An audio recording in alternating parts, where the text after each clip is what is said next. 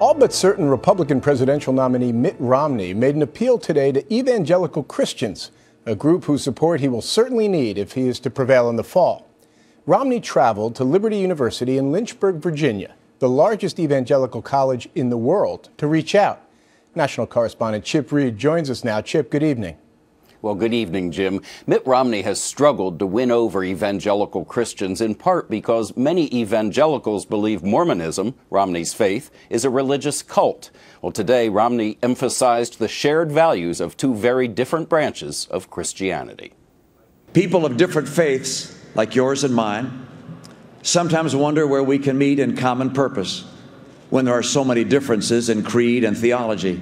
Their different faiths can meet, Romney contended, by way of a common worldview based on Christian values. There is no greater force for good in the nation than Christian conscience in action. Romney said the word Christ, Christian, or Christianity a dozen times in an effort to dispel doubts among his evangelical audience that he, as a Mormon, is a Christian. In a speech that was more spiritual than political, Romney never mentioned President Obama by name. But just 3 days after the president announced his support for same-sex marriage, a brief mention by Romney of his opposition drew the biggest applause of the day. Marriage is a relationship between one man and one woman.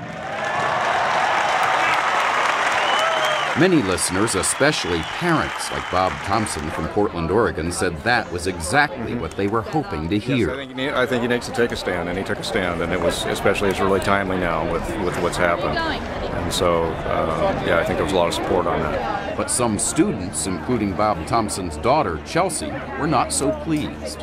I think students were a little frustrated that he said that because they didn't want it to be a political, divider thing, and then I think they just didn't want it to be political. I don't necessarily think he should have said it in a speech like this. Overall, though, Romney was warmly received, a possible first step toward firing up the party's conservative Christian base. What the next 4 years might hold for me is yet to be determined. But I will say that things are looking up, and I take your kind hospitality today as a sign of good things to come. Romney's mention of same-sex marriage may have been brief, but tomorrow it's expected to be addressed at great length by conservative pastors and priests across the nation as they take to the pulpit to condemn President Obama's decision. Jim? Chip Reid in Washington.